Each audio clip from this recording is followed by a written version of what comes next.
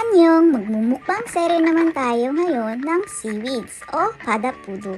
Sa Tagalog naman ay lato. Dahil sa palaging dumadaan sa FYP ko tong lato video, bigla na lang nag-crave ang person. Anyway, nabili ko nga pala ito sa online shopping.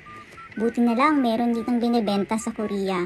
Hindi na kailangan pang umuwi sa Pilipinas para sa craving satisfied. Binababad nga pala ito sa tubig ng ilang minuto, katulad sa unang video na pinakita ko. At i-absorb na lang ng tubig para bumalik sa kanyang anyo. Lasang dagat talaga siya at masarap isawsaw sa suka.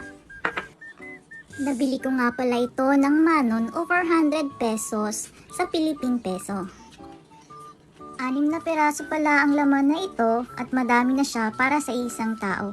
Made in Vietnam ang product na ito. Same pa din ang lasa kahit na preserve na siya.